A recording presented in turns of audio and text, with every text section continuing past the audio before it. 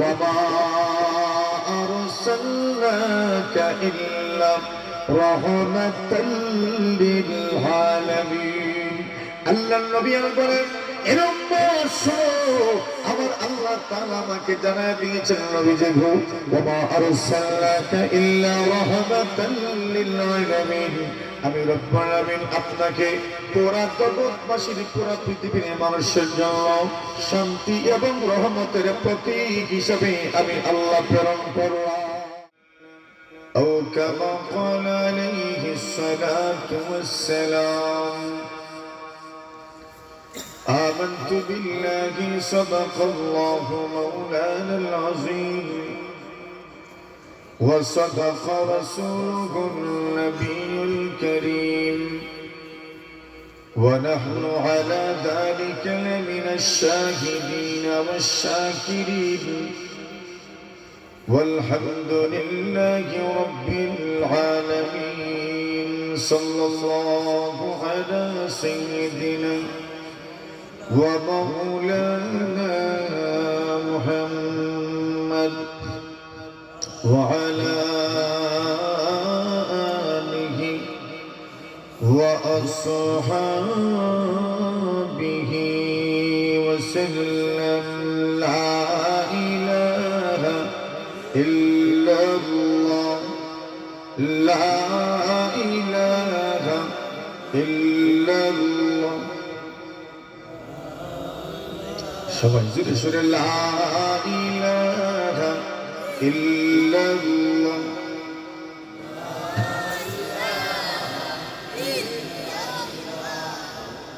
লা ইলাহা ইল্লাল্লাহ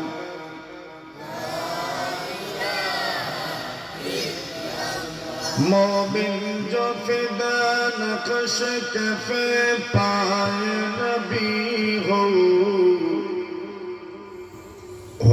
ज़ेर कदम आज भी आलम का खजीना हो ज़ेर कदम आज भी आलम का खजीना गर सुन्नत नबवी की करे पैरवी उम्मत तूफान से निकल जाएगा फिर उसका सफीना तूफान से निकल जाएगा फिर उसका सफीना ला इलाहा इल्लल्लाह لا إله إلا الله محمد رسول الله ইসলামী সমাজ ইসলামী যুব সংঘ নরসিংহ নাজির বাজার দক্ষিণ শর্ম সিলেটের উদ্যোগে আয়োজিত অধ্যক্ষার 13তম বার্ষিক তাফসীরুল কুরআন মাহফিলের সম্মানিত সভাপতি মুআজ্জাজ মুকাররম হযরত উলামায়ে কেরাম মুরব্বিয়ান সাহেবান সর্বস্তরের সুধী সমাজ আল্লাহ পাক রব্বুল আলামিনের অসংখ্য অগণিত শুকরিয়া আদায় করছি যিনি আপনাকে আমাকে আজকের এই মহতী মাহফিলের চলমান অধিবেশনে এখানে সমবেত হওয়ার তৌফিক দান করেছেন এজন্য সকলেই আনন্দ চিত্তে আল্লাহ তাআলার সন্তুষ্টি অর্জনের লক্ষ্যে কালিমাতুশ শুকর পাঠ করছি আলহামদুলিল্লাহ আর একটু জোরে জোরে আলহামদুলিল্লাহ কর্তৃপক্ষ আমার আলোচ্য বিষয় ধার্য করেছেন বিশ্বনবীর বিশেষত্ব ও মর্যাদা আমাদের রাসূল মহানবী মুহাম্মদুর রাসূলুল্লাহ সাল্লাল্লাহু আলাইহি ওয়াসাল্লামের স্পেশালিটি বিশেষত্ব এবং ওনার মর্যাদা এই ব্যাপারে কিছু আলোচনা আল্লাহর জমিনে যত মানুষ আছে সৃষ্টি হয়েছিলেন, চলে গেছেন, বা এখনো জীবিত আছেন বা ভবিষ্যতে আসবেন, সবার চেয়ে উত্তম যে মানুষ, যে মহামানব, সেই মহামানবের নাম মুহাম্মদুর রাসূলুল্লাহ। সকলেই পড়ি সাল্লাল্লাহু। উনি সবার চেয়ে বড়, সর্বশ্রেষ্ঠ মানুষ, সর্বশ্রেষ্ঠ নবী। আল্লাহ তাআলা ওনাকে সব দিক থেকে শ্রেষ্ঠত্ব দান করেছেন, কিন্তু নবীজি বলছেন আমার কোনো অহংকার। আমরা মানুষ, সাধারণ মানুষ, কোনো একদিক থেকে একটু কিছু হয়ে গেলে আমাদের অহংকারের শেষ থাকে না, ঠিক না বেটি? নবীজি সর্বদিক বিবেচনা সবার চেয়ে উত্তম, কিন্তু রাসূল বলছেন আমার কোনো অহংকার নেই। নবী আকরাম সাল্লাল্লাহু আলাইহি ওয়াসাল্লাম ওনার বিশেষত্ব কি? সবচেয়ে বড় বৈশিষ্ট্য হচ্ছে উনি সকল নবীদেরও নবী। সুবহানাল্লাহ, জোরে বলুন। সকল নবীদেরও নবী।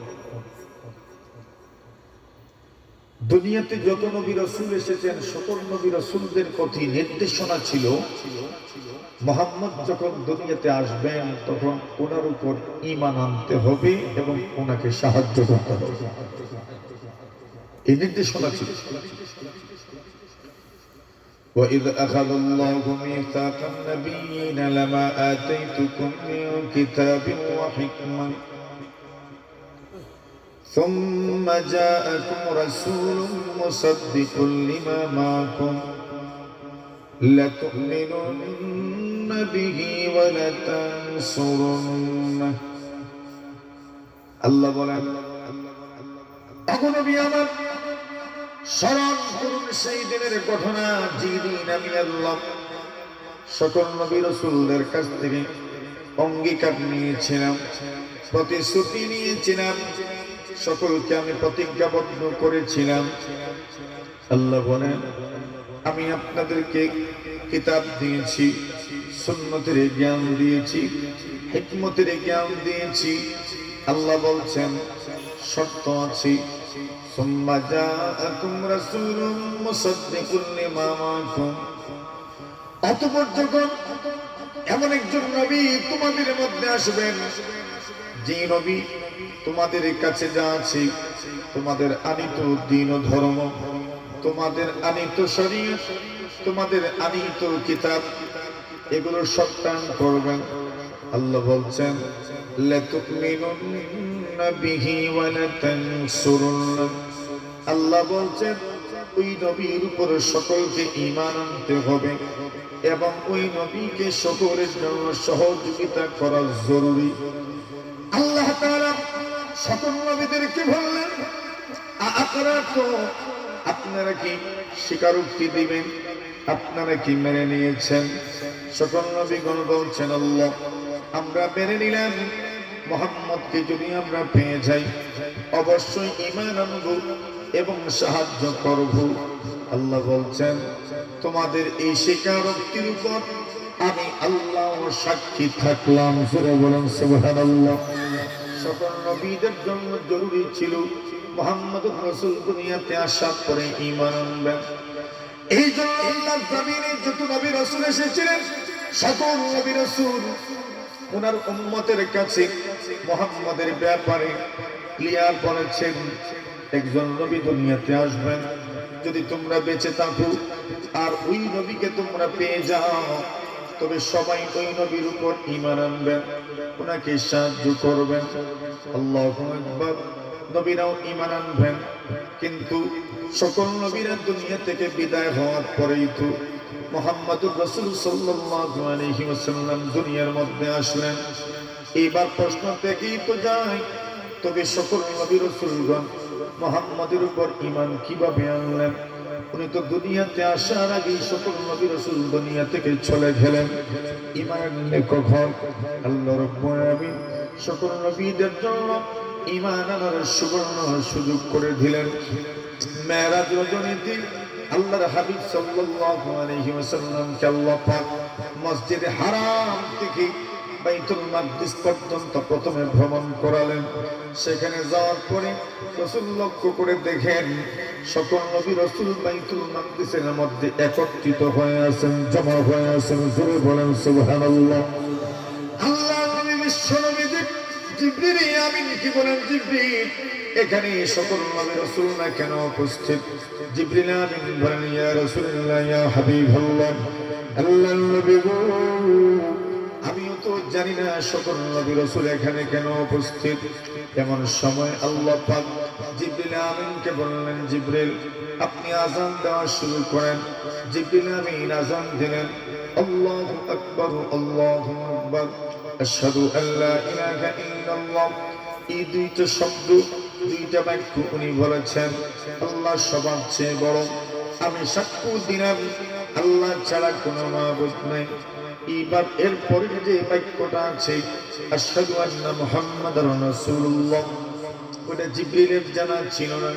এই জন্য জিবরিল আমিন থেমে গেলেন। আল্লাহ তাআলা বলেন, জিবরিল আমিন সামনে কেন বলছো না? জিবরিল বলছেন, আল্লাহ এখানে তো আদম নবী উপস্থিত আছেন, নূহ নবী উপস্থিত আছেন, ইদ্রিস নবী উপস্থিত আছেন, শীষ নবী উপস্থিত আছেন, ইব্রাহিম খলিলুল্লাহ উপস্থিত আছেন, ইসমাঈল যবিহুল্লাহ উপস্থিত আছেন, ইসহাক আলাইহিস সালাতু ওয়াস সালাম উপস্থিত আছেন, মুসা নবী, ঈসা নবী, হারুন আলাইহিস সালাতু ওয়াস সালাম, লূত আলাইহিস সালাতু ওয়াস সালাম, হুদ আলাইহিস সালাতু ওয়াস সালাম, হযরত সালেহ আলাইহিস সালাতু ওয়াস সালাম, সকল নবী রাসূল এখানে উপস্থিত আছেন। আমি কার নাম নিব? আল্লাহ তাআলা জানাবেন, জিবরিল আমিন আমি আল্লাহর নামের সাথে সাথে যার নাম হবে সেই মহামানবের নাম হচ্ছে মুহাম্মদুর রাসূলুল্লাহ। আরো জোরে, আরো জোরে। আল্লাহ বলেন, জিবরিল আমার মুহাম্মদ যেখানে থাকবেন সেখানে আমার পড়ি আমার মুহাম্মদের নাম হবে। এবার জিবরিল পড়লেন, আশহাদু আল্লা মুহাম্মাদার রাসূলুল্লাহ। সকল নবী রাসূলরাও আযানের জবাব দিলেন, আশহাদু আন্না মুহাম্মাদার রাসূলুল্লাহ। এই কথা বলে আযানের জবাব দিলেন। আশহাদু আন্না মুহাম্মাদার রাসূলুল্লাহর অর্থ হলো আমি সাক্ষ্য দিলাম মুহাম্মদ সাল্লাল্লাহু আলাইহি ওয়াসাল্লাম আল্লাহ তাআলার রাসূল। এই কথার নাম নবীজির উপর ঈমান আনা, এই কথার নাম মুহাম্মদুর রাসূলকে রাসূল বলে স্বীকার করা। আল্লাহ পাক রব্বুল আলামিন সমস্ত নবীদের জন্য সুযোগ তৈরি করে দিলেন। সমস্ত নবীদের জন্য এই ব্যাপারটা বড় গুরুত্বপূর্ণ বিষয় ছিল। আল্লাহ বলছেন, লা তুমিনুনা বিহি, ঈমান আনবেন। সমস্ত নবীগণ কিভাবে ঈমান আনলেন? জিবরিল আমিন আলাইহিস সালাতু ওয়াস সালামের আযানের জবাব দেওয়ার মাধ্যমে সকল নবী রাসূলগণ মুহাম্মদুর রাসূলুল্লাহর উপর ঈমান নিয়ে এসেছেন। এই জন্য আমার নবী আপনার নবীজির একটা বৈশিষ্ট্য হলো, বিশেষত্ব হলো উনি সকল নবীদের নবী। জোরে বলেন ঠিক কিনা? নবিয়ুল আম্বিয়া আলাইহিস সালাতু ওয়াস সালাম, সকল নবীদের নবী মুহাম্মদুর রাসূলুল্লাহ সাল্লাল্লাহু আলাইহি ওয়াসাল্লাম।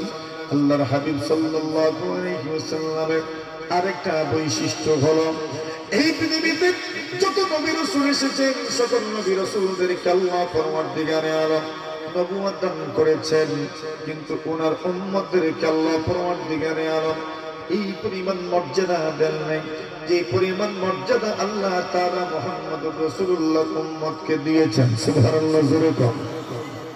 উলামায়ে কেরাম বলেন, সকল নবীদের নবুয়ত ছিল এক হারাম, আর আমাদের নবীজির নবুয়ত ছিল দুই হারাম। দুই হারাম বুঝুন না, মানে দ্বিগুণ। সকল নবীদের নবুয়ত ছিল এক গুণ, আর আমাদের নবীর নবুয়ত ছিল যেন দ্বিগুণ। জোরে বলেন সুবহানাল্লাহ। কেমনে দ্বিগুণ ছিল? উলামায়ে কেরাম বলেন, সাহাব ওয়ালিউল্লাহ মুহাদ্দিস নবী রাহিমাহুল্লাহ তাআলা বলেন, এক হাদিসের আলোকে তিনি বলেন, প্রথমে হাদিসটি শোনাই। নবী করিম সাল্লাল্লাহু আলাইহি ওয়াসাল্লামের সাহাবী আবু হুরায়রা রাদিয়াল্লাহু তাআলা আনহু বলেন, একদিন আমরা রাসূলুল্লাহ সাল্লাল্লাহু আলাইহি ওয়াসাল্লামের খেদমতে বসা ছিলাম। এমন সময় একজন আরবি বেদুইন মানুষ নবীজির খেদমতে আসলেন। আশা করে বললেন, ইয়া রাসূলুল্লাহ, ইয়া হাবিবাল্লাহ, আল্লাহর নবী গো, মাতাস সাআ, কিয়ামত কোন দিন?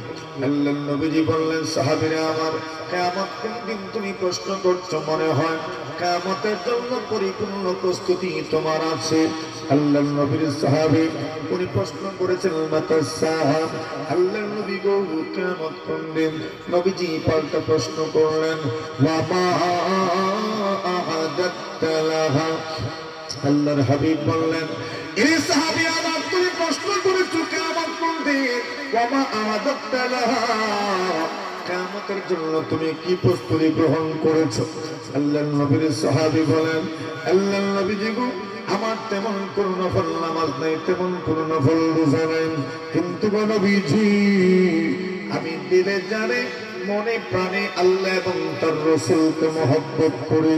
আল্লাহর নবী বলেন, উম্মত, যার মহব্বত থাকবে আল্লাহ এবং রাসূলের সঙ্গে, যার সঙ্গে মহব্বত, তার সঙ্গেই তার হাসর হবে। জোরে বলেন সুবহানাল্লাহ।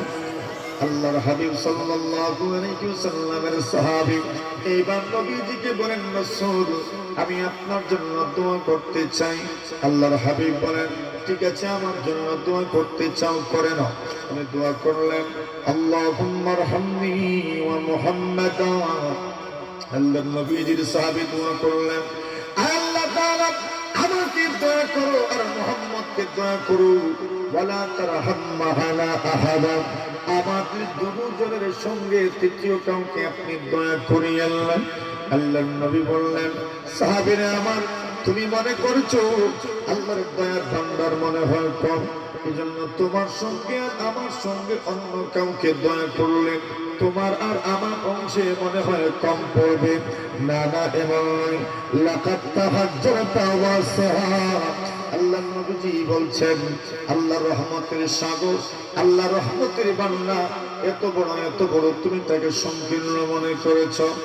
আল্লাহর হাবিব বলছেন, লাম্মা কাদাল্লাহুল খালকা, আল্লাহ পরওয়ারদিগারে আলম যখন পুরো পৃথিবীর সব মানুষ সৃষ্টি করলেন, নবীজি বলছেন, ওই সময় আল্লাহ পরওয়ারদিগারে আলম একটা কিতাব লিখে রেখেছেন। ওই কিতাব দুনিয়ার কোন নবী রাসূলকে আল্লাহ পাক দেন নাই, ওই কিতাবটা আল্লাহ নিজের কাছে রেখেছেন। ওহুয়া ইনদাহু ফাওকাল আরশ, আল্লাহর ওই কিতাবের মধ্যে লেখা আছে, ইন্না রাহমাতি সাবাকাত গাদাবি, আল্লাহ তাআলা লিখে রেখেছেন, আমার গুসার চাইতে আমার দয়া 1000 গুণ বেশি। আর জোরে আল্লাহর হাবিব বলেন, আল্লাহ তাআলা, ইন্নাল্লাহা খালাকার রাহমাতা ইয়াওমা খালাকাহা মিআতা রাহমা, আল্লাহ তাআলা যেদিন রহমত সৃষ্টি করেছেন, 100 ভাগ সৃষ্টি করেছেন, 100 ভাগ রহমতের মধ্য থেকে এক ভাগ পুরা পৃথিবীর সব মাখলুকের মধ্যে বন্টন করে দিয়েছেন, আর 99 ভাগ রহমত আল্লাহ নিজের জন্য বরাদ্দ রেখেছেন। এবার অনুভব করে আল্লাহর রহমতের দয়ার পরিমাণ কি। নবীজি বলছেন, ভাই, তুমি এমন এক দোয়া করেছো, আল্লাহ যেন তোমার সাথে আর আমার সাথে তৃতীয় কাউকে দয়া করেন না। নবীজি বলছেন, তোমার দোয়া হয় নাই, আল্লাহ সকলকে যদি দয়া করেন, এরপরেও আল্লাহর রহমতের ভান্ডার দেখেই এক ছোট পরিমাণ কমবে না। কথা বল ঠিক কিনা? এত দয়া। আল্লাহর নবীর সাহাবী এই কথা বলতে না বলতে মসজিদের একটা কোণায় গিয়ে পেশাব করা শুরু করে দিলেন। আল্লাহর নবীর সাহাবায়ে কেরাম ওনাকে ধমক দেওয়া শুরু করলেন, আরে নবীর সাহাবী, কি করছো তুমি? আল্লাহর পুরো মসজিদের মধ্যে তুমি পেশাব করে দিচ্ছ। আল্লাহ রাসূল বললেন, তাকে ধমক দিও না, ইন্নাকুম বুইতুম মুয়াসসিরিন ওয়া লাম তুবআতু মুআসসিরিন। আল্লাহর নবী বলেন, সাহাবীরা আমার, তোমাদেরকে দুনিয়াতে পাঠানো হয়েছে সহজ করার জন্য, কঠিন করার জন্য নয়। শাহ ওয়ালিউল্লাহ মুহাদ্দিস দেহলভী রাহিমাহুল্লাহ তাআলা বলেন, এই হাদিস দ্বারা বোঝা যায় আল্লাহর নবীর সাহাবীদেরকেও যেন আল্লাহ তাআলা দুনিয়ার জমিনে প্রেরণ করেছেন। সুবহানাল্লাহ বলেন। আল্লাহর নবীজি উনিও আল্লাহর পক্ষ থেকে প্রেরিত, সাহাবায়ে কেরাম ওনারাও আল্লাহর পক্ষ থেকে মনোনীত। এই জন্য সাহাবীদের ব্যাপারে বলা হয় ইখতারাহুমুল্লাহু লিসুহবাতি নবিয়িহি ওয়া লিইকামাতি দীনিহি। আল্লাহ পাক নবীর সাহাবায়ে কেরামদেরকে নবীজির সাহাবী হওয়ার জন্য স্বয়ং আল্লাহ বাছাই করেছেন এবং আল্লাহর দ্বীন প্রতিষ্ঠা করার জন্য সাহাবীদেরকে স্বয়ং আল্লাহ তাআলা বাছাই করেছেন। সুবহানাল্লাহ। নবীজির নবুয়ত দুই আরা আর অন্যান্য নবীদের নবুয়ত এক হারা। এটাও নবী আকরাম সাল্লাল্লাহু আলাইহি ওয়াসাল্লামের একটা বিশেষ মর্যাদা। সুবহানাল্লাহ। জোরে তো আল্লাহর হাবিব সাল্লাল্লাহু আলাইহি ওয়াসাল্লাম বলেন, উম্মত উদ্দিলতু আলাল আমবিয়াই বিসিত্তি। অন্যান্য নবীদের উপর আল্লাহ তাআলা আমাকে মর্যাদা দিয়েছেন 6টা বিষয়ের ব্যাপারে। এর মধ্যে একটা হচ্ছে নবীজি বলছেন উতিতু জাওয়ামিআল কালিম, আমাকে কম ভাষায় কম শব্দে মনের ভাব বেশি প্রকাশ করার মতো যোগ্যতা দান করেছেন। সুবহানাল্লাহ। আমি কম কথা বলি, কম শব্দে বেশি ভাব আমি প্রকাশ করতে জানি, এই যোগ্যতা আমার আল্লাহ আমাকে দান করেছে। দেখবেন দুনিয়াতে কিছু মানুষের স্বল্প ভাষী, কম কথা বলে, এদের কথা কম বলে, মানে কম কথায় বেশি কিছু তারা বুঝাইতে পারে। নবীজিকে আল্লাহ এই গুণ দান করেছেন। 2 নম্বর ওসিলতু বিরাবি মাসিরাতা শাহরিন। আল্লাহর নবীজি বলেন, আমাকে আল্লাহ তাআলা ভয়ের মাধ্যমে সাহায্য করেছেন। আমার 1 মাস দূরত্বের লোকজন আমাকে ভয় করত। সুবহানাল্লাহ।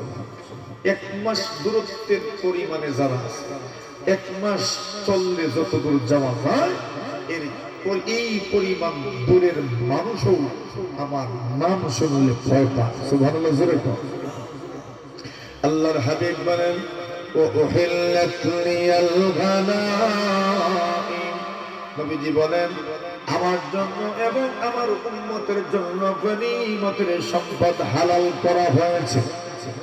পূর্বেকার যুগে যখন যুদ্ধ হতো, যুদ্ধ লব্ধ যে সম্পদ গনিমতের সম্পদ যাকে বলে, ওইটা যোদ্ধাদের জন্য জায়েজ ছিল না, হালাল ছিল না। কিন্তু নবীজি বলছেন, আমার জন্য আল্লাহ তাআলা যুদ্ধের পরে বিরোধী পক্ষের যে সম্পদ হস্তগত হয়, যুদ্ধলব্ধ সম্পদ, নবীজি বলছেন আমার জন্য আর আমার উম্মতের জন্য আল্লাহ হালাল করেছেন। সুবহানাল্লাহ বলেন। আমার জন্য এবং আমার উম্মতের জন্য হালাল। এর পিছনে কারণ কি? এর পিছনে কারণ হলো, যেহেতু এই উম্মত কিয়ামত পর্যন্ত থাকবে এবং কিয়ামত পর্যন্ত যুদ্ধ চলমান থাকবে, এখন যদি এই উম্মতের জন্য গনিমতের সম্পদ হালাল না করা হয়, তাহলে এই উম্মত খাবে কি? এজন্য আল্লাহ তাআলা এই উম্মতের জন্য, রাসূলের জন্য, শেষ যুগের সর্বশ্রেষ্ঠ নবী এবং তার উম্মতের জন্য গনিমতের সম্পদকে হালাল করেছেন। সুবহানাল্লাহ। নবী আকরাম সাল্লাল্লাহু আলাইহি ওয়াসাল্লাম বলেন, وجعلت لي الأرض كلها مسجدا وطهورا। আল্লাহর নবী বলেন, সাহাবীরা আমার, আল্লাহ পাক আমাকে বিশেষত্ব দান করেছেন, আল্লাহ পাক আমাকে মর্যাদা মণ্ডিত করেছেন, আল্লাহ তাআলা আমার উম্মতকে বিশেষত্ব দান করেছেন। নবীজি বলেন, এই পুরোটা পৃথিবী আল্লাহ পাক আমার জন্য মসজিদ বানিয়েছেন। পুরো পৃথিবীর মধ্যে আমার উম্মত সিজদা করতে পারে, তার নামাজ হয়ে যাবে। আল্লাহর জমিনের যে কোন স্থানে যদি নামাজ আদায় করে তার নামাজ হয়ে যায়। অথচ পূর্বেকার যুগের উম্মতেরা যে কোনো জায়গায় নামাজ পড়লে নামাজ হতো না, ইবাদত খানায় গিয়ে পড়েই নামাজ পড়তে হতো। তাদের ইবাদত খানায় যেতে হতো, এরপরে নামাজ পড়তে হতো। আল্লাহর নবী বলেন, এর উম্মত, আল্লাহ তাআলা আমাকে এই বিশেষত্ব দান করেছেন, মর্যাদা দান করেছেন। আমার উম্মত আল্লাহর জমিনের যে স্থানে জমিনের উপরে মন্দির আইলে বাজারে হাটে কাটে মাঠে যেটাই চেষ্টা করবো আল্লাহ তাআলা আমার উম্মতের জন্য আমার জন্য পুরা দুনিয়ার মাটিকে সুন্দর জায়গা বানায় দিয়েছে। আর জোরে বলেন আল্লাহর নবী বলেন এই পুরো দুনিয়ার মাটি আমার উম্মতের জন্য পবিত্রতা অর্জন করার কত বস্তু বানায় দিয়েছেন।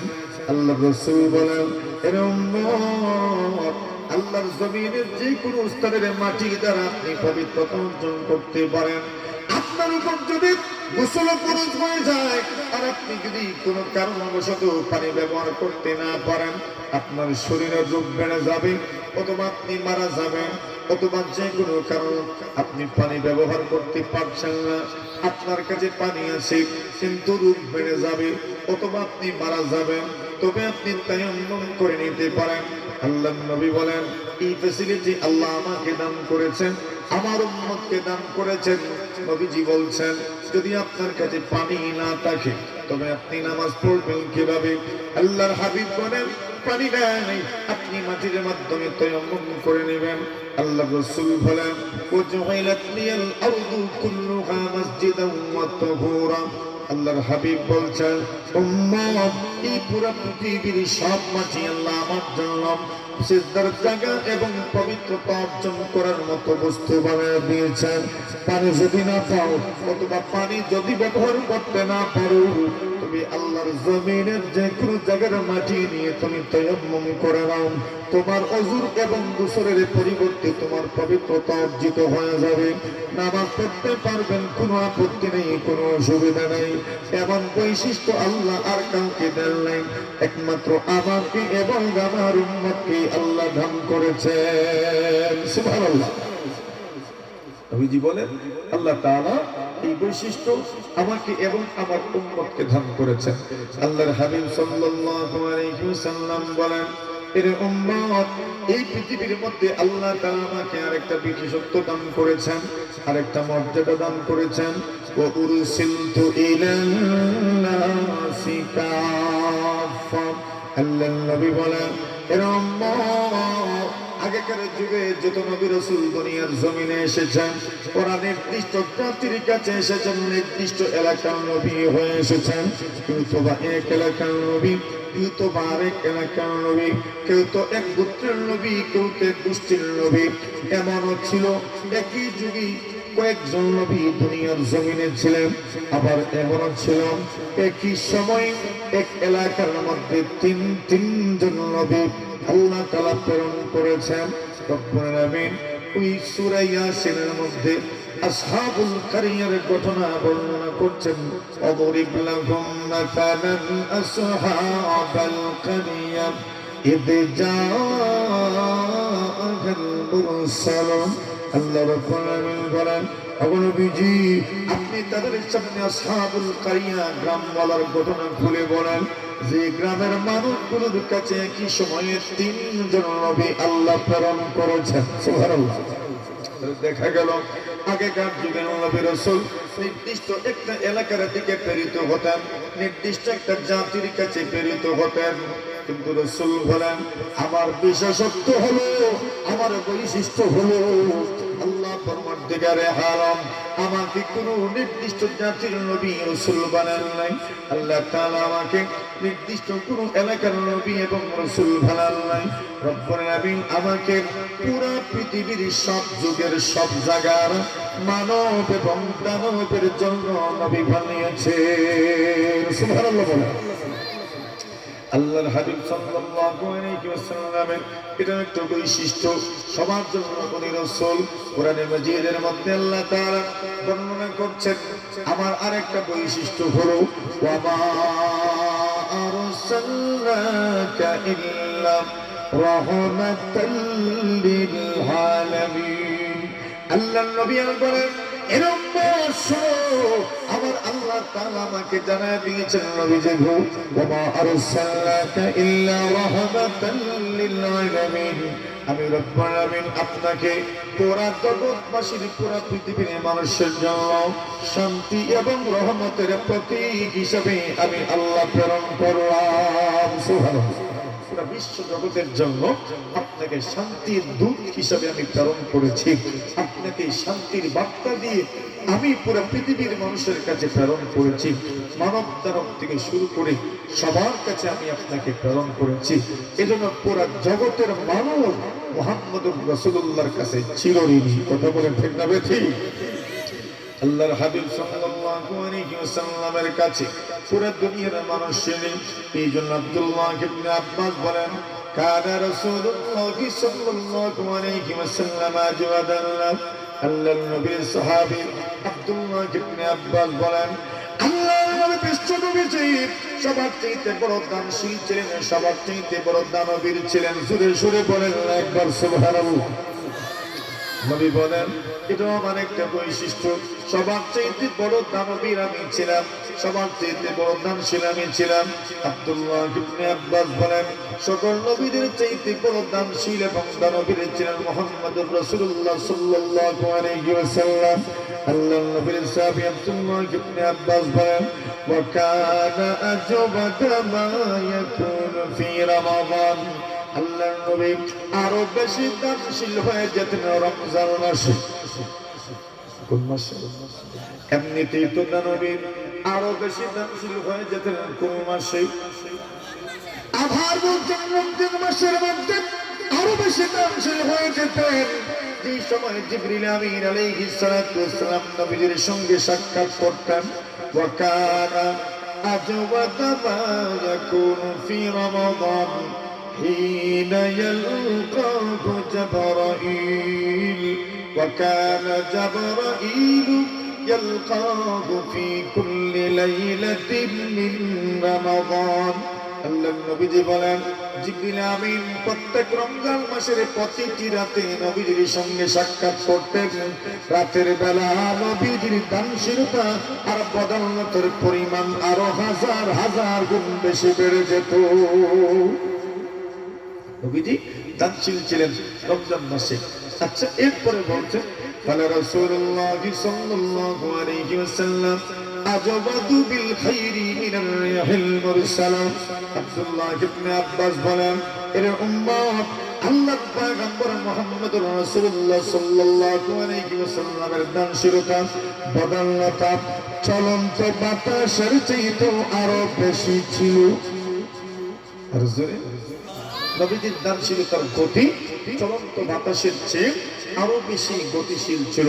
বাতাস যদি চলন্ত থাকে, এই বাতাসের গতির পরিমাণ কি যে হয় আমরা মোটামুটি সকলেই তো কিছু পুরোটা না বুঝলে একটা অনুমান তো আছে বাতাসের গতি। বলছেন, ফালা রাসূলুল্লাহ সাল্লাল্লাহু আলাইহি ওয়াসাল্লাম আজওয়াদু বিল খাইরি মিনার রিহিল মুরসালা। নবীজির দানশীলতার গতি ছিল চলন্ত বাতাসের চেয়ে বেশি। বাতাস দুই ধরনের আছে, একটা বাতাস যেটা স্থির থাকে, যেমন আমাদের ঘরে বাতাস আছে স্থির বাতাস, চলন্ত নয়। ফ্যানের পাখা ঘুরলে এই বাতাসটা আমাদের গায়ে লাগে। বাতাসটা ঘরে ছিল আগে থেকে বিদ্যমান। আর কিছু বাতাস আছে চলন্ত বাতাস। নবীজির দানশীলতা চলন্ত বাতাসের চাইতেও আরো বেশি। সুবহানাল্লাহ। আর এই দানশীলতা প্রভাবিত হয়েছে গোটা জাহান। এমন কোন মানুষ নাই যেই মানুষের ঘরে নবীজির দানশীলতা পৌঁছে নাই। এই দুনিয়াতে কাফির বেঈমান মুমিন মুসলমান নির্বিশেষে সবাই যে আমরা দুনিয়াতে এখনো টিকে আছি, আসমান জমিন টিকে আছে, তবেই তো টিকে আছি। আর আসমান জমিন টিকে আছে আল্লাহ আল্লাহ শব্দের কারণে, মুমিন মুসলমানদের কারণে। আর দুনিয়ার সকল মুমিন মুসলমানদের ইমানের পিছনে মহানবী মুহাম্মদুর রাসূলুল্লাহর অবদান। কথা বলেন ঠিক না বেঠিক? তাহলে পুরোটা পৃথিবীর উপর নবীজির অবদান আছে। সকলের ঘরে আল্লাহর রাসূলের বদান্যতা পৌঁছে গেছে। এই দিক বিবেচনায় নবীজি সবার শ্রেষ্ঠ এবং ওনার বিশেষত্ব আল্লাহ দান করেছেন। আরেকটা ব্যাপার হচ্ছে, নবী আকরাম সাল্লাল্লাহু আলাইহি ওয়াসাল্লাম শ্রেষ্ঠ কেন? যে নবীজির উম্মত শ্রেষ্ঠ। সুবহানাল্লাহ। আল্লাহ তাআলা বলেন, কুনতুম খায়রা উম্মাতিন উখরিজাত লিন-নাস তা'মুরুনা বিল মা'রুফি ওয়া তানহাউনা 'আনিল মুনকার। আল্লাহ বলেন, এই উম্মত আল্লাহ পাক তোমাদেরকেও পৃথিবীর মধ্যে প্রেরণ করেছেন। আমি নবীজিকে যেমন ভাবে আল্লাহ তাআলা মানব জাতির হিদায়াতের জন্য প্রেরণ করেছেন, তোমরা উম্মতদেরকেও আল্লাহ তাআলা গোটা মানব জাতির হিদায়াতের জন্য প্রেরণ করেছেন। আল্লাহর হাবিব বলেন, আমি কেন শ্রেষ্ঠ? আমার বিশেষত্বের মধ্যে আরেকটা বিশেষত্ব হচ্ছে আল্লাহর নবী বলছেন, আমার পরে দুনিয়ার জমিনের মধ্যে আর কোন নবী আসবেন না। জোরে বলেন সুবহানাল্লাহ। আমার পরে দুনিয়ার জমিনে আর কোন নবী আসবেন না। আল্লাহর নবীজি বলেন, আগেকার যুগের নবী একজন দুনিয়া থেকে যাওয়ার পরে আরেকজন নবী দুনিয়ার জমিনে আসতেন, কিন্তু আমি এমন একজন নবী, আমি যখন দুনিয়া থেকে চলে যাব, আমার পরে পৃথিবীর মধ্যে আর কেউ নবী হবে না। মহান আল্লাহ তাআলা আমার মাধ্যমে নবুয়তের ধারাবাহিকতা আল্লাহ ভঙ্গ করে দিয়েছেন। এর মানে হলো নবীজির আরেকটা বিশেষত্ব হলো আল্লাহর নবী শুধু নবী নয়, নবীজি সর্বশেষ নবী। সুবহানাল্লাহ। নবীজি সর্বশেষ নবী, সর্বশেষ নবী, খাতামুন নবিয়্যিন। দেখে আল্লাহ তাআলা সর্বশেষ নবীর শ্রেষ্ঠত্ব মুকুট পরিধান করিয়েছেন। নবীজি সর্বশেষ নবী, শ্রেষ্ঠ নবী, উনি সবার পরে এসেছেন। ওনার পরে আর কোন নবী আসবে জোরে কোন, ওনার পরে আর কোন নবী আসবে না। এটা আমাদের আকীদা, এটা আমাদের বিশ্বাস। কোরআন মাজিদের মধ্যে আল্লাহ তাআলা যে আয়াত আমরা তিলাওয়াত করেছি, এই আয়াতের মধ্যে এই ব্যাপারটা আল্লাহ তাআলা ক্লিয়ার করেছেন। আল্লাহ তাআলা বলেন, মা কানা মুহাম্মাদুন আবা আহাদিন মির রিজালিকুম ওয়ালাকিন রাসূলুল্লাহ ওয়া খাতামান নাবিয়্যিন। মুহাম্মদুর রাসূলুল্লাহ সাল্লাল্লাহু আলাইহি ওয়াসাল্লামের এক পালক পুত্র ছিলেন যায়েদ ইবনে হারিসা রাদিয়াল্লাহু তাআলা। ওই যুগের মানুষ পালক পুত্রকে পুত্রের মর্যাদা দিত। যতই বলেন পালক পুত্র তো আর আপন পুত্রের মতো হতে পারে না। আপন পুত্রের স্ত্রীকে আপনি বিয়ে করতে পারবেন না, এটা আপনার জন্য হারাম। কিন্তু পালক পুত্রের আপনার পালক পুত্রের তালাক প্রাপ্ত স্ত্রীকে আপনি বিয়ে করতে পারবেন, কোনো আপত্তি নাই। কিন্তু আরবের মানুষ পালক পুত্রকে পুত্রের মতো মনে করত। যায়েদ ইবনে হারিসা যখন যায়েনব রাদিয়াল্লাহু তাআলাকে তালাক দিলেন, ওনাকে নবীজি বিয়ে করলেন। আরবের লোকজন নবীজিকে এই বলে কটাক্ষ করত যে মুহাম্মদ তার পুত্র বধূকে বিয়ে করেছেন। নাউজুবিল্লাহ, জোরে কোন। মুহাম্মদ ওনার পুত্র বধূকে বিয়ে করেন নাই। যায়েদ ইবনে হারিসা উনি তো রাসূলের আপন পুত্র নয়, উনি তো পালক পুত্র। আর পালক পুত্রের স্ত্রীকে বিয়ে করা বৈধ, জায়েজ আছে, এটা হারাম নয়। আপন পুত্রের স্ত্রীকে আপনি বিয়ে করতে পারবেন না। আল্লাহ তাআলা এই সন্দেহের অপরোধের জন্য এই আয়াত নাযিল করেছেন। আল্লাহ বলছেন, মা কানা মুহাম্মাদুন আবা আহাদিন মির রিজালিকুম, মুহাম্মদ তোমাদের মধ্যে কোন বালিগ পুরুষের পিতা নয়। বালিগ প্রাপ্তবয়স্ক কোন পুরুষের কি নয়, পিতা নয়।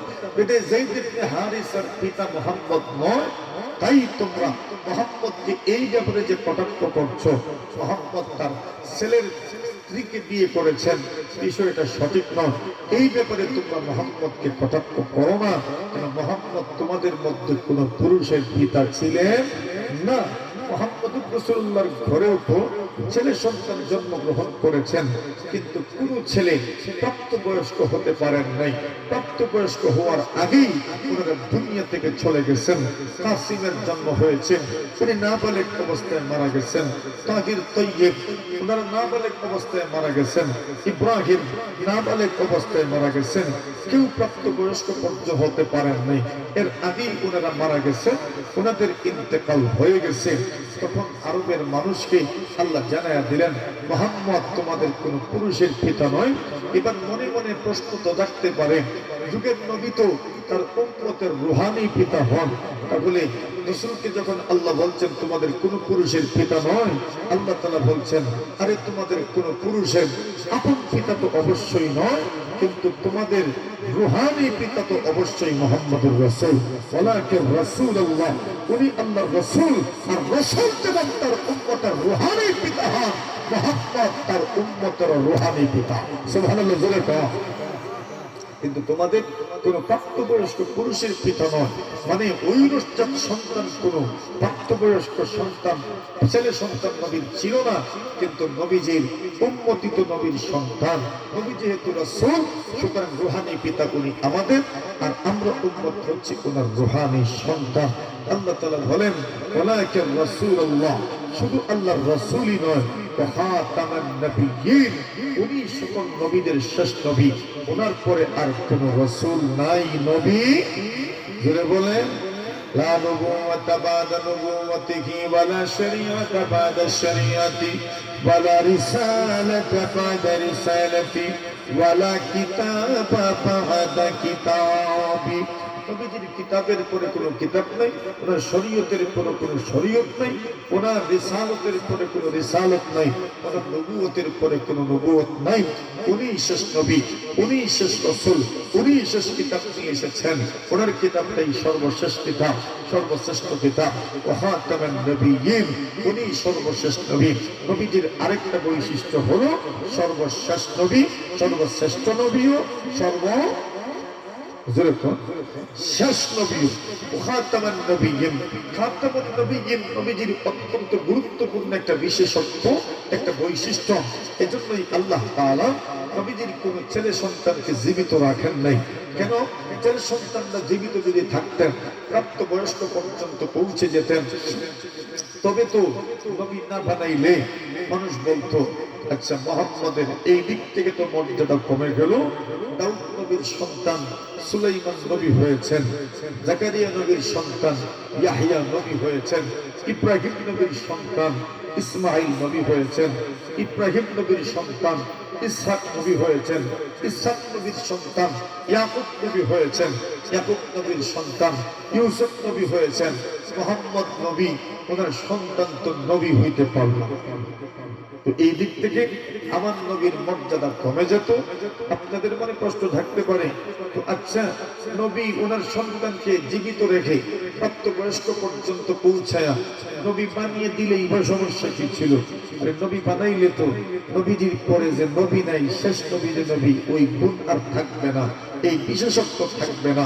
এজন্য আল্লাহ নবীজির সকল পুত্র সন্তানকে নাবালেগ অবস্থায় দুনিয়া থেকে উঠে নিয়েছেন নবীজির সর্বশেষ নবীর গুণ খেয়ে রক্ষা করার জন্য। সুবহানাল্লাহ জোরে কও। আল্লাহ নবীজির একটা বৈশিষ্ট্য বিশেষত্ব বর্ণনা করছেন, খাতামান নবিয়্যিন, উনি সর্বশেষ নবী, ওনার পরে আর কোন নবী আসবে না। আল্লাহর হাবিব বলছেন ইন্না মাসালি ওয়া মাসালাল আমবিয়া'i মিন ক্বাবলি, আমি এবং পূর্ব যুগের নবীদের মধ্যে তুলনা কেমন, তাদের আর আমার উদাহরণটা কেমন?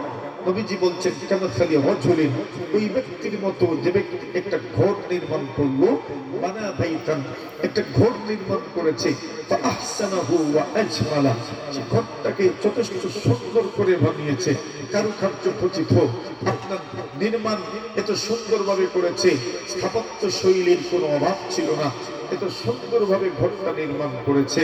কিন্তু এত সুন্দর ঘরের মধ্যে কোনার দিকে একটা ইট লাগায় না, পুরোটাই ঠিক আছে, একটা ইটের জায়গা ছেড়ে দেওয়া হয়েছে। আল্লাহ রাসূল বলছেন এখন লোকজন ওই সুন্দর ঘরটা দেখার জন্য আসে, ঘরের চতুর্দিকে এরা ঘুরেফেরা করে আর বলে সুবহানাল্লাহ, কতই না সুন্দর ঘর বানিয়েছে। কিন্তু সবাই একটা মন্তব্য করছে, ওই কোনার ইটটা কেন লাগালো না, ওই কোনার ইটটা কেন ফিট করলো না, ওই কোনাতে কেন ফাঁকা রেখে দিল? যদি কোনার ইটটা লাগিয়ে দিত তাহলে কতই না সুন্দর হয়ে যেত। নবীজি বলছেন আমি আল্লাহর নবুয়তের ঘরের মধ্যে এমন ওই কোনার ফাঁকা জায়গাটার মতো যেখানে ইট লাগানো হয় নাই, পুরোটা ঘর হয়ে গেছে, একটা ইট লাগানোর জায়গা বাকি রয়েছিল, আমি নবীর মাধ্যমে আল্লাহ ওই নবুয়তের ঘরের ওই ইটটা লাগায়া দিয়েছেন। সুবহানাল্লাহ বলেন। এখন আর এই ঘরের মধ্যে কোনো অসম্পূর্ণতা নাই। আল্লাহ তাআলা পুরোটা ঘরকে পূর্ণতা দিয়েছেন। নবীজি বলছেন আমার নবুয়তের মাধ্যমে মূলত আল্লাহ তাআলা নবুয়তের ধারাবাহিকতাকে পূর্ণতা দিয়েছেন। নবীজি বলছেন আমার বৈশিষ্ট্য হচ্ছে খাতামান নবিয়্যিন, আমি সর্বশেষ নবী, আমার পরে এই দুনিয়াতে আর কোন নবী রাসূল আসবে না। আল্লাহর হাবিব বলেন আমার আরেকটা বৈশিষ্ট্য হলো, আল্লাহর নবীজি সাল্লাল্লাহু আলাইহি ওয়াসাল্লাম বলেন আনা সাইয়্যিদু ওয়ালদি আদম ওয়ালা ফখর। আল্লাহর হাবিব বলেন উম্মত আমি হচ্ছি আদম আলাইহিস সালাতু ওয়াস সালামের বংশের মানুষ, আদম নবীর সন্তানদের মধ্যে সবচেয়ে উত্তম বংশের মানুষ হচ্ছি আমি, এর চাইতে উত্তম কোন বংশ হতে পারে না। আল্লাহর নবীজি বলেন কিন্তু আমার কোনো অহমিকা নাই, কোনো দম্ভ নাই, কোনো অহংকার নাই। আল্লাহর নবীজি বলেন এর উম্মত আল্লাহ যখন কিয়ামত সংঘটিত করবেন আল্লাহ তাআলা কোরআনে মাজিদের মধ্যে বলেন ওগো নবীজি আমার এই সময় সিংহের মধ্যে ফুৎকার দেওয়া হবে ফাসাইকা মা ফিস সামাওয়াতি ওয়াল আরদ। ওগো নবীজি আসমান জমিনে যারা আছে সবাই বেহুশ হয়ে যাবে। আল্লাহর নবী বলেন উম্মত শুনে রাখো এই সময় কিয়ামত সংঘটিত হবে, এই সময় কিয়ামতের দিন সবাই আবার কিয়ামতের ময়দানে জমা হওয়ার জন্য আল্লাহ রাসূল বলেন সবার আগে কিয়ামতের ময়দানে আমি নবীজি প্রথমে উঠবো, দাঁড়াবো। নবীজি বলেন এটাও আমার মর্যাদা, কিন্তু বলা কথা আমার কোনো অহমিকা নাই, আমার কোনো দম্ভ নাই। নবীজি বলছেন জান্নাতেও তো আমি সবার আগে প্রবেশ করব, কিন্তু আমার কোনো অহংকার নাই, কোনো দম্ভ নাই, কোনো অহমিকা নাই। নবীজি বলছেন শুধু এতটুকুই শেষ নয়, নবীজি বলেন আনা আউয়ালুশ শাফিঈন ওয়া মুশাফফা, আমি প্রথম সুপারিশকারী, এমন সুপারিশকারী যার সুপারিশ আল্লাহ কবুল করবেন। সুবহানাল্লাহ বলেন। নবীজি বলছেন আমার সুপারিশটাই আল্লাহ কবুল করবেন। শাফাআতে কুবরা আল্লাহ আমাকে বলছেন ওয়াবিয়াদি লিওয়াউল হক। আল্লাহ রাসূল বলছেন আমার হাতে থাকবে লিওয়া, প্রশংসার ঝান্ডা, পতাকা আমার হাতে থাকবে, সবাই আমার পতাকা তুলে একত্রিত হবে, জমা হবে। নবীজি বলছেন আমার কোনো অহংকার নাই। নবীজি বলেন আমার সুপারিশের মাধ্যমে আল্লাহ বিচার শুরু করবেন। আদম নবীর কাছে লোকজন দৌড়াবে বিচার শুরু হওয়ার জন্য। কিয়ামতের ময়দানের পরিবেশ পরিস্থিতি তো জানেনই আপনারা, তুতনা শামসু ইয়াউমাল কিয়ামা, সূর্য মানুষের মাথার উপরে নিয়ে আসা হবে। হাত্তা তাসীরা মিনহুম আলা কাদরি মিলিন আও সিনতাইন, 1 মাইল অথবা 2 মাইল উপরে থাকবে। ওয়া ইয়াকুনুন নাসু ফি ওয়া ইয়াকুনুন নাসু আলা কাদরি আ'মালিহিম ফিল আরাক, মানুষ তার আমল অনুপাতে ঘামের মধ্যে হাবুডুবু খাবে, এমন একটা পরিবেশ পরিস্থিতির সৃষ্টি হবে। রাসূল বলছেন ওই দিন সবাই বিচার শুরু হোক, বিচার শুরু হোক, বিচার শুরু হোক, এই ব্যাপারটা মনে মনে কামনা করবে। কিন্তু বিচার শুরু করার জন্য সুপারিশ করবে কেডা? সকলেই যাবেন আদম নবীর কাছে, উনি বলবেন আমার পক্ষে সুপারিশ করা সম্ভব নয়। লোকজন যাবে হযরত ইব্রাহিম নবীর কাছে, নূহ নবীর কাছে, যেতে যেতে যেতে যেতে যেতে যেতে যেতে যেতে সকলের কাছে যাবে, কেউ সুপারিশ করবেন না। সর্বশেষ আসবে মুহাম্মদুর রাসূলুল্লাহর কাছে। নবীজি বলবেন হ্যাঁ আজকের দিন সুপারিশ করার একমাত্র যোগ্যতা আমারই আছে। জোরে বল। নবী আকরাম সাল্লাল্লাহু আলাইহি ওয়াসাল্লাম বলেন আমি আমার রবের সামনে সিজদায় মাথা নত করব, আমি সিজদাবনত হয়ে যাব।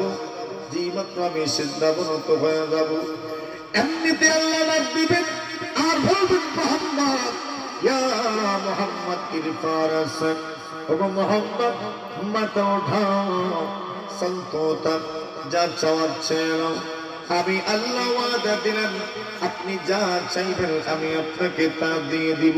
ওয়াসফাতু শাফা, আপনি আমার কাছে সুপারিশ করেন, আমি ওয়াদা দিলাম আপনার সুপারিশ আমি কবুল করে নেব। আল্লাহর নবীজি আল্লাহর কাছে সুপারিশ করবেন, আল্লাহ বিচার শুরু করে দেন, বিচার শুরু করে দেন। নবীজির মাধ্যমে বিচার শুরু হবে।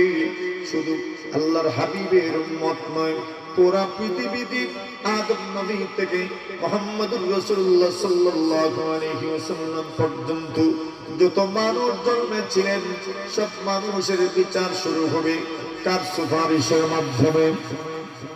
জুড়ে বলেন মুহাম্মদুর রাসূলুল্লাহ সাল্লাল্লাহু আলাইহি ওয়াসাল্লামের সুপারিশের মাধ্যমে সবার বিচার শুরু হবে। নবীজির মাধ্যমে শুধু আমরা উপকৃত হই নাই, সবাই উপকৃত হবেন। শাফাআতে কুবরা আল্লাহ তাআলা রাসূল সাল্লাল্লাহু আলাইহি ওয়াসাল্লামের জন্য বরাদ্দ রেখেছেন। এটাও আমাদের নবীজির একটা বৈশিষ্ট্য। আল্লাহর হাবিব সাল্লাল্লাহু আলাইহি ওয়াসাল্লাম বলেন, এরম মাসুম শুধু এতটুকুই নয়, আল্লাহর নবীজি বলেন জান্নাতের দরজাও খোলা হবে না যতক্ষণ পর্যন্ত আমি প্রবেশ না করব।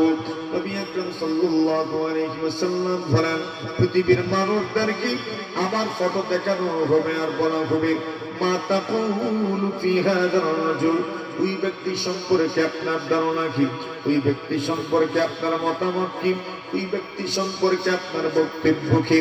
আমার ব্যাপারে কবর জগতের মধ্যে কিন্তু প্রশ্ন করা হবে। আল্লাহ তাআলা আমাকে এই সকল বৈশিষ্ট্য দিয়ে দুনিয়াতে প্রেরণ করেছেন। নবী আকরাম সাল্লাল্লাহু আলাইহি ওয়াসাল্লাম বলেন, হে উম্মত, আল্লাহ তাআলা এই বৈশিষ্ট্যগুলো আমাকে দান করেছেন।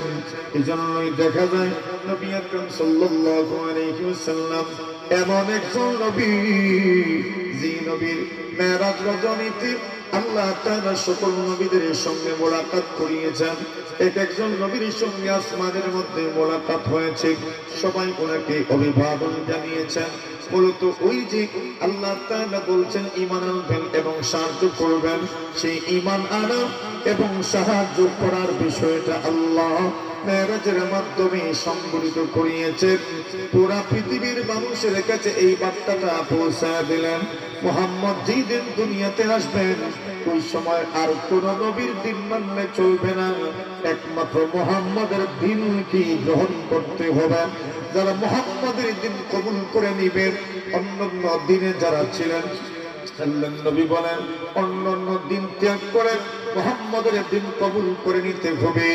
তুমি যদি অন্য ধর্ম গ্রহণ করার পর আমি নবীর দিন গ্রহণ করে নিতে পারেন, আল্লাহ রাসূল বলছেন আল্লাহ তাআলা তার ওই আমলটার সওয়াব আর প্রতিদান দ্বিগুণ করে দেবে।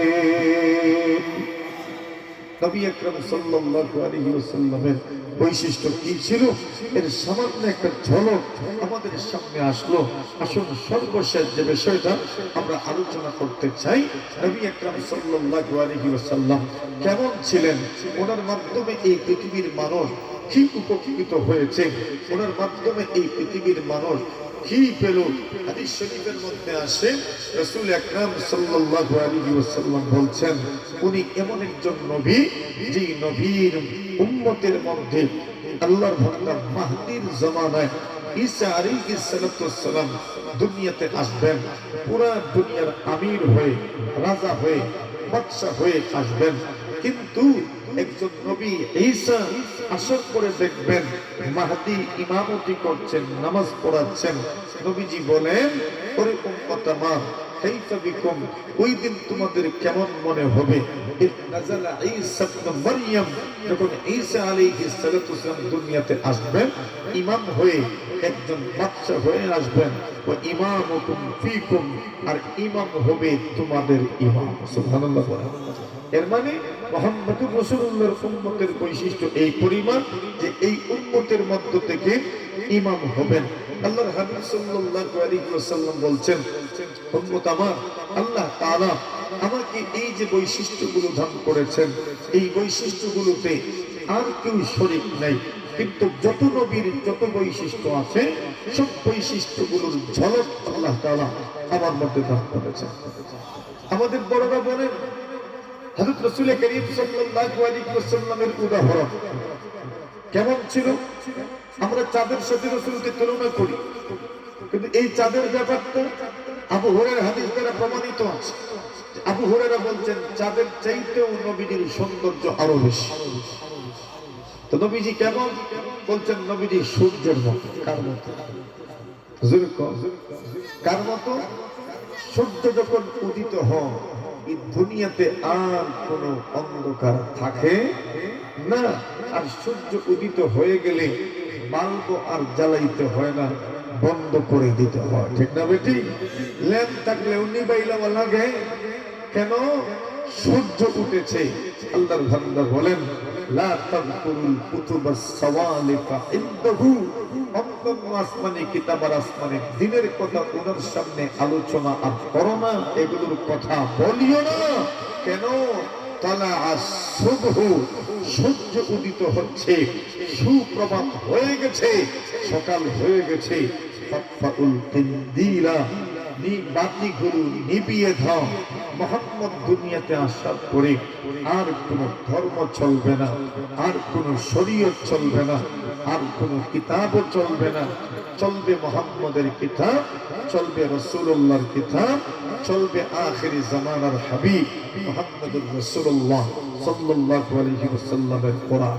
দুনিয়াতে আল্লাহ তাআলা অন্যান্য নবীদেরকে যে আসমানি কিতাব দিয়েছে, সেই আসমানি কিতাবগুলোর বৈশিষ্ট্য ছিল শুধু কিতাব, কিন্তু কোরআনের বৈশিষ্ট্য হলো কোরআন শুধু কিতাব না, এটা আল্লাহর কালাম। সুবহানাল্লাহ। অন্যান্য নবীদের কাছে আসমানি কিতাব একসাথে নাজিল হয়েছে। ঈসা আলাইহিস সালাম বলছেন আতানিয়াল কিতাব, আমাকে আসমানি কিতাব দিয়েছেন, ওয়াজালানি নবী, আমাকে নবী বানিয়েছেন। কিন্তু মুহাম্মদুর রাসূলুল্লাহর কাছে তাও আপনার কোরআনে মাজিদ নাজিল হয়েছে। দীর্ঘ 23 বছর জিন্দেগিতে 24,000 বার জিবরিল আমিন আসা যাওয়া করেছেন। হুজুরে বলে কতবার? 24,000 বার জিবরিল আমিন মুহাম্মদুর রাসূলুল্লাহ সাল্লাল্লাহু আলাইহি ওয়াসাল্লামের কাছে আসা যাওয়া করেছেন। আর আল্লাহ তাআলা এই সময়ের ভিতরে কোরআনে মাজিদ নাযিল করেছেন। নবীর মর্যাদা কম না বেশি? জোরে কর। নবীজির মর্যাদা এত বেশি, এত বেশি, কেউ যদি নবী আকরাম সাল্লাল্লাহু আলাইহি ওয়াসাল্লামের নাম নেওয়ার পরে নবীজির নামের সাথে দুরূদ শরীফ শব্দটা যুক্ত করতে পারে, বলছেন আল্লাহ দুরূদ পড়নে বলা মর্যাদা বাড়ায়। কেউ যদি নবী আকরাম সাল্লাল্লাহু আলাইহি ওয়াসাল্লামের নাম কোথাও লিখে রাখে, আর এই নামের সাথে যদি দুরূদ শরীফ লিখে রাখতে পারে, নবীজি বলছেন যতদিন পর্যন্ত আমার নামের সাথে দুরূদ শরীফ লেখা থাকবে, ততদিন পর্যন্ত আল্লাহর ফেরেশতা তার জন্য রহমতের দোয়া করবে। এজন্য এই মর্যাদা সম্পন্ন বিশেষত্বের অধিকারী নবীর উম্মত হিসাবে আমাদের জিম্মাদারিও কম না বেশি? এখন নবীজিকে তো চিনার দরকার। নবীজিকে চিনবেন কেমনে? নবীজিকে তো সরাসরি চিনবেন কেমনে? নবীজিকে চিনতে হলে নবীর ছাত্রদেরকে চিনতে হবে, নবীর সাহাবীদেরকে চিনতে হবে। নবীর সাহাবী আবু বকরকে চিনো, আবু বকরের মতো মানুষকে চিনো, ওমরকে চিনো, উসমানকে চিনো, আলীকে চিনো রাদিয়াল্লাহু তাআলা আনহুম। এদের মতো বড়দেরকে যদি তুমি চিনতে পারো, নবীকে চিনতে পারবা। এদের মতো জীবন গড়ো, এদের মতো হওয়ার চেষ্টা করো। আমরা যেহেতু নবীর উম্মত, এজন্য মানুষ আমাদেরকে দিয়েও তো নবীজিকে বিবেচনা করবে। এজন্য আমরাও তো চলাফেরার ক্ষেত্রে যথেষ্ট সতর্ক থাকার দরকার, যেন আমার নবীর ইজ্জতের উপর কোনো আঁচ না আসে। কথা বলেন ঠিক না? আমি আমার নবীজিকে শ্রেষ্ঠ নবী দাবি করি না, দাবি নাই যত বাস্তবিক, কিন্তু আমার আচরণ, আমার আখলাক, আমার চলাফেরা এত নিম্ন মানে যে আমার নবীজির দিকে যদি কেউ আঙ্গুল তুলে, তাহলে এর দায়ভার কিন্তু আমাকে নিতে হবে। কথা বলে ঠিক না? আল্লাহ পাক আমাদের সকলকে বিশ্ব নবী মুহাম্মদুর রাসূলুল্লাহ সাল্লাল্লাহু আলাইহি ওয়াসাল্লামের অত্যন্ত খাস উম্মত হওয়ার তৌফিক দান করুন। সবাই বলে আমিন। কিয়ামতের কঠিন ময়দানে রাসূল আকরাম সাল্লাল্লাহু আলাইহি ওয়াসাল্লামের শাফাআত যেন আল্লাহ আমাদেরকে দান করেন। সবাই বলে আমিন। ওয়া আখিরু দা'ওয়ানা আনিল হামদুলিল্লাহি রাব্বিল আলামিন। আলহামদুলিল্লাহ, আলহামদুলিল্লাহি রাব্বিল আলামিন। والصلاة والسلام على سيد الأنبياء والمرسلين وعلى آله وأصحابه أجمعين. ربنا من الله আজকের এই মাহফিলকে প্রথম থেকে শেষ পর্যন্ত কবুল ও মঞ্জুর করুন। উলামায়ে কেরাম আছেন, অতিথিরা আছেন, আল্লাহ যোগ্যতা সম্পন্ন অতিথিরা আছেন, বয়ান করবেন। আল্লাহ সকলকে উম্মতের দরদ নিয়ে উম্মতের হিদায়াতের জন্য আল্লাহ দরদ ঈমান নিয়ে কথা বলার তৌফিক দান করুন। ও মালিক, আমাদের সকলকে আপনি পরিপূর্ণ হিদায়াত দান করুন। ইসলামী যুব সংঘ নরসিংপুরে কবুল করো। আয় আল্লাহ, এই মাঠকে, এই মাহফিলকে আপনি কিয়ামত পর্যন্ত আল্লাহ আপনি কবুল করেন। আমরা দুনিয়াতে থাকবো না, আমাদের প্রজন্মকে কবুল করে নিও। আয় আল্লাহ তাআলা, নবীর আশিক, নবীর প্রিয় মানুষদের মাধ্যমে পুরো মাহফিলকে ভরে দিও। মাহফিলের কোন জায়গা যেন খালি না থাকে। আয় আল্লাহ তাআলা, এই মাহফিলের সুলতান প্রতিনিয়ত আপনি বাড়াইতে থাকেন। হকপন্থী মানুষগুলোকে আপনি শক্তি দাও। আয় আল্লাহ তাআলা, আপনার নবীর দ্বীনের জানটাকে আপনি বুলন্দ করে দেন। আয় রব্বুল আলামিন, আমাদের সকলের জন্য আপনি হিদায়াতের জরিয়া বানায় দাও। রব্বুল আলামিন, আল্লাহ যারা দেশ থেকে বিদেশ থেকে টাকা পয়সা দিয়েছেন, সবার জন্য এই মাহফিলকে নাজাতের ওসিলা বানায় দাও। রব্বুল আলামিন, ওগো মালিক,